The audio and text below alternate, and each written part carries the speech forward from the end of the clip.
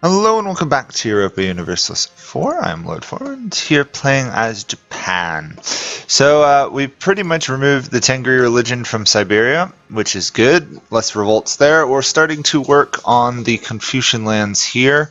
I'm starting to think it might not be worth doing the Confucians. It might be worth racing down here and finishing off the Sunnis, so I don't have to keep dealing with revolts, but we shall see.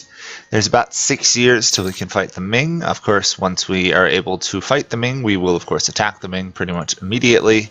Delhi is allied to the Ming. Not particularly worried about Delhi, to be honest. We'll get some cavalry ability. We're also involved in a war versus the Navajo in Arizona and New Mexico region. So we might as well pick up that Native American land for probably California. We've just given Cascadia up here a province that they will have to deal with converting and colonizing. Although actually colonial nations don't bother to convert, so there's no trouble. I'm actually going to go to the Muslims down here. I've thought about it, realized that these guys are proving to be more of an annoyance than the Ming, because my armies are up at the Ming's border.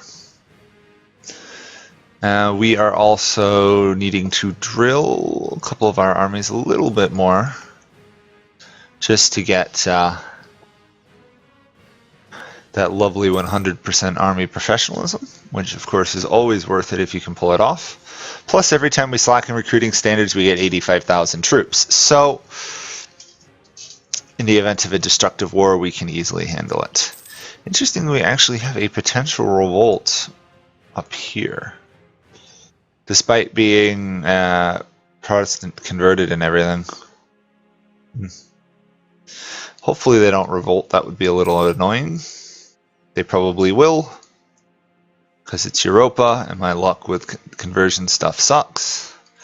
Our colonial nation California is losing to the Navajo. How is that even possible? Well, over time, they should either win or one of our marches will send troops, Champa particularly. Let's keep this conversion going. Boost the amount of conversion strength the Protestants can get is, once you get going with religious ideas, a bit ridiculous. Although a lot of the other religions get a earlier missionary strength. But, pick up a couple provinces, that should help. Not going to bother trying to improve the local religious conversion strength, it's just not worth it. Not when I keep having to run off and squash rebels. I mean, I suppose it would speed it up a little bit. Maybe. It wants me to make states out of things. Western Korea, yeah, it's going to make me do their capital. Considering we are absurdly ahead of time in admin tech, we can afford this.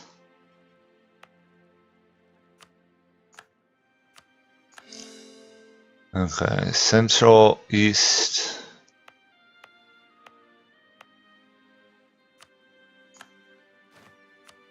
Not the most productive thing, but I guess it'll do for now. I'm going to save the rest for actual China.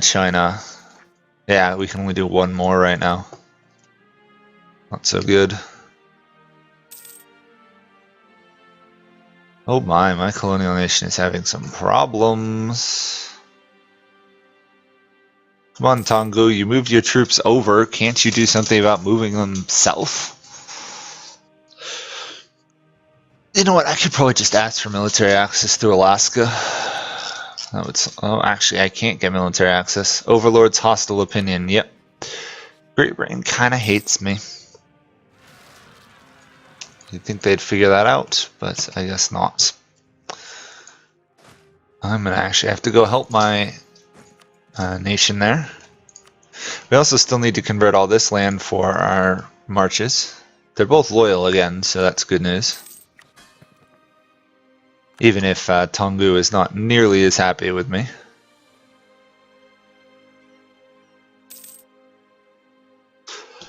And we got 5 more years till we can attack the Ming.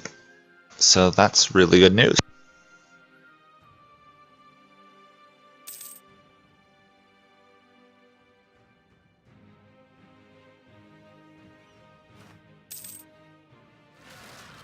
Okay. Tonguian Revolt. Actually, yeah, we smashed that army. They surely can handle their internal conflicts. All we care is that they serve us at the end of the day. We don't care who's on the throne, so long as it's somebody we control. I'm going to do unrestricted coring distance, I think. We've got, what, 10 years till I'm going to activate the Golden Age at the most? I might activate it earlier, because the last couple years of gameplay are usually boring. Very rarely am I involved in anything important at 1821.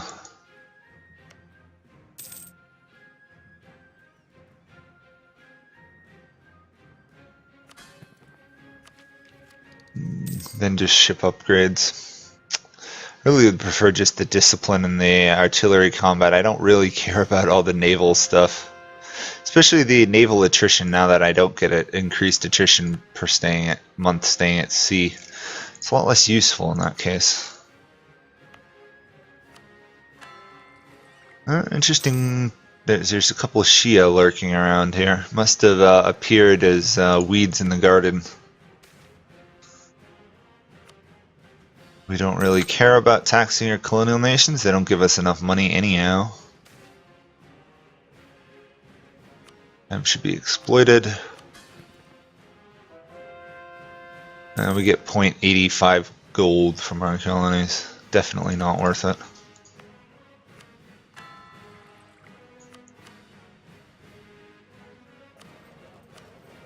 We still collect a ton of resources down here. I think I'm going to actually upgrade these harbor provinces once the war is over. Which could take a while because our colonial nation is not doing well. Not well at all.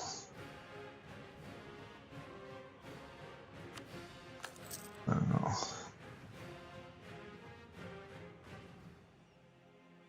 Leading the tempted to send troops to help them, but I'm surprised none of my colonial nations have done anything.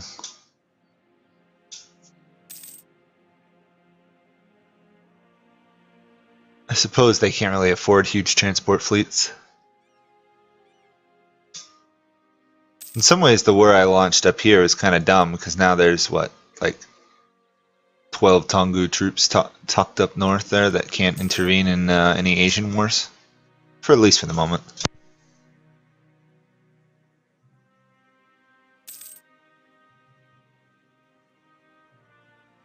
Okay.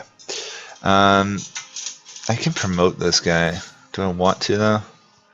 Oh wow, look at this. We've got the industrialization stuff starting. Influx of workers. Haiju, Haiju, Haiju. Where in the world is that? Haiju, Haiju, Haiju, Haiju, Haiju. I have no idea where that is. Yeah. My knowledge of where actually things are located in Japan is very limited. Haizin, not Haiju.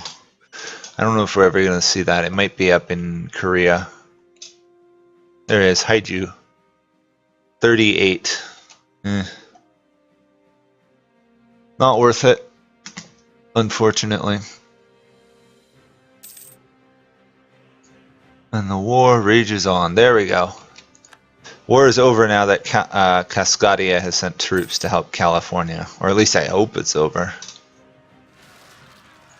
Yan separatists in Beijing. One of our generals died, didn't they? Still short of army professionalism. Look at that. Just a tiniest bit. About 80 or so army tradition though, which is nice.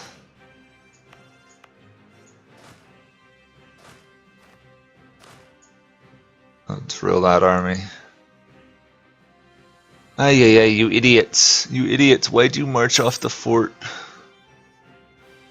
When I get they have a good general, but still. Ay, ay, ay. This is painful to watch.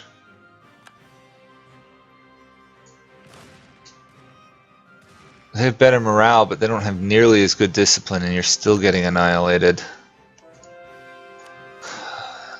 I may just have to send a single army out. Actually, you know what? I could just buy an army in the colonies, couldn't I? Let's just pick up 10 troops, I guess.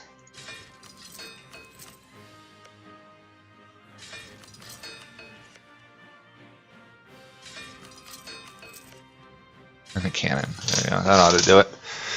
10 infantry and a cannon. Should be,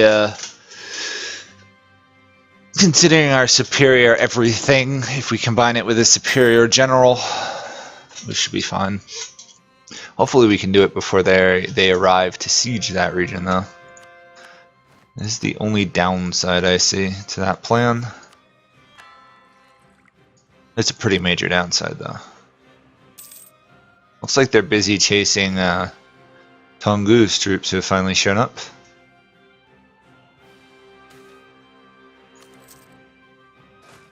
I love the random 100 ducats. It doesn't make much sense at this point of the game. Just pay 100.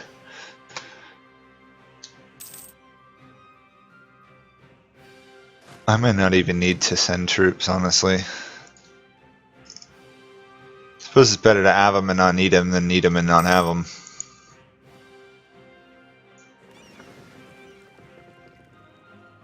$300 gold. 300 gold until we can upgrade our fleet fully. I mean, in terms of tech, we're doing really well. We're definitely ahead of time in tech.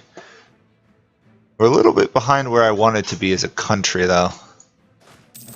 I'd have wanted to already kill China by now, but they had a really stable game. This was a good China. I mean, it's not going to work out for them in the end, but it was a good China. Yeah, I'm not even needed. Let's cancel these two. I don't even need this army. Plus, it'll just return to our manpower. We don't get the money back, but at this point, the money's rather a joke for us.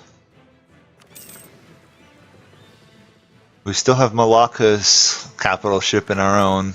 We don't have the other ones. I guess we lost them all. Yeah, this is a flagship designed for one reason, and that is to do a ton of damage in fleet combat.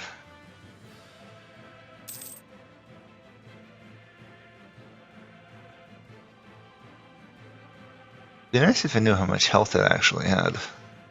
Suppose that's the sailors? Flagship durability, yeah. Not entirely clear what that does. And I just made some decision I didn't see because another event popped up on me. Great. Oh, hopefully that wasn't a catastrophically dumb move on my part.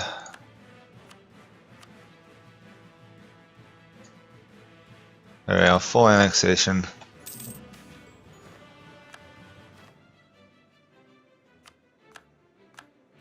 We give it all to California. California, Grant Province, Navajo.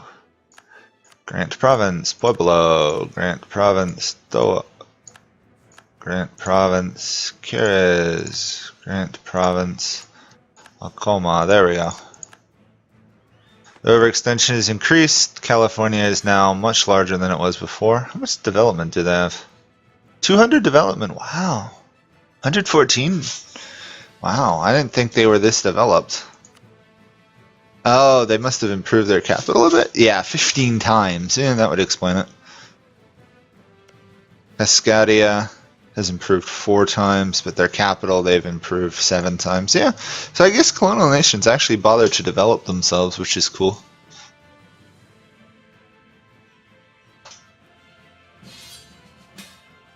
Oh my gosh. Russia's attacking Bohemia. Oh my gosh, Russia and Austria, yeah, I'll join it. Russia and Austria alone should be able to win this, but me just joining will sway it even more on their side.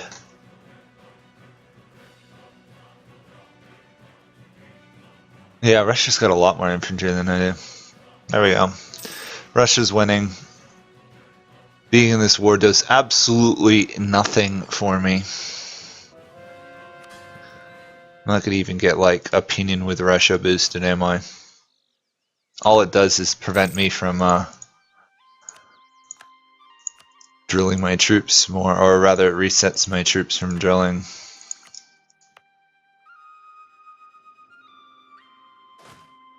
Drill.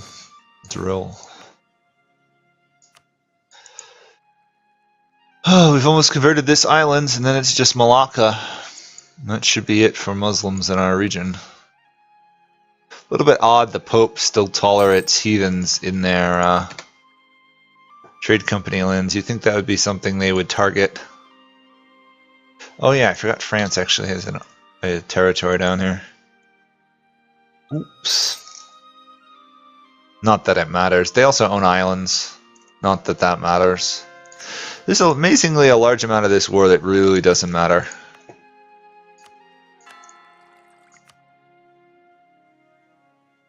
Lubeck has an army in Tongu's province. There is French Bengal. I can't. I mean, I suppose I could take it, unrestricting coring distance, but not really worth it, honestly. There we go. More people are being kicked out by Russia.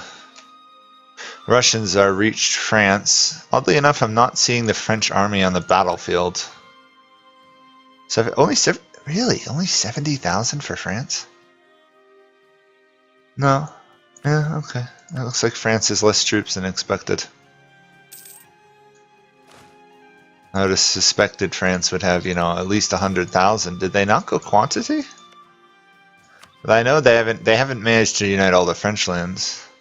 Yeah, they didn't go quantity. They went innovation. Ugh. It could do a defensive though, so their army is very good. But if France without quantity ideas at this point of the game, not worth it. We've officially hit the point of the game where you do need quantity ideas. I think Bizen has been developed enough. Where to now? You're 8, you're 7. You'll do. I think if it goes below 20, we swap it out. Or it goes to 12. Yeah, 20% here, which is about 12 development.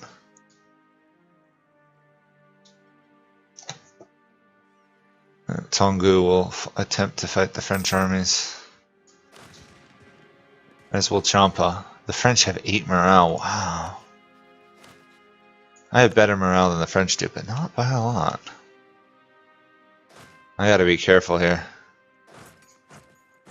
I could easily lose some of my armies. Tongu managed to beat the French armies in Bengal. I've got to imagine once the French capital falls, they'll peace out. It's usually the way it goes. Swinny.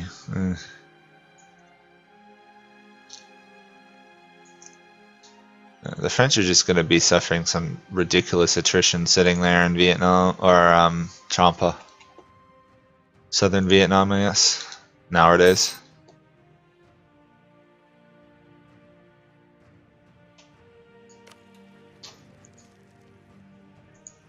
Make up your mind, Tongu. Either you're moving or you're not moving. One or the other. It's not rocket science. Either you are or you aren't.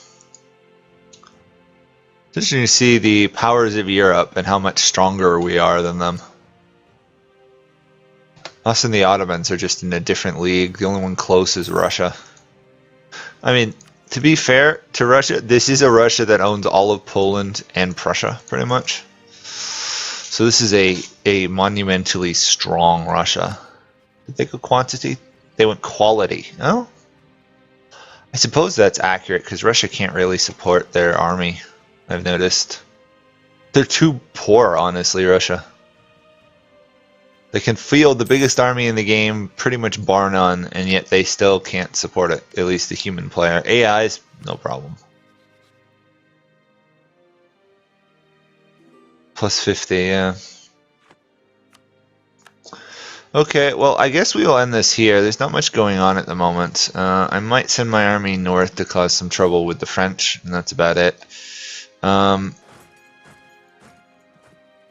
What I'm seeing is we're going to wait to the end of this war before we attack the Ming, just because attacking the Ming right now without Russia's help, we would smash them, but I prefer to do it with Delhi on our side, unless, of course... Let's wait a second. Let's see if Delhi would join a war versus the Ming. Or against us if we attack the Ming. We can't do that till 25, of course. Delhi would not join, but we would break the truce right now. So if Delhi stays in that war, as of March next year, we can attack. So hopefully 6 months, then we're good to go. Thank you guys all for watching. Bye for now.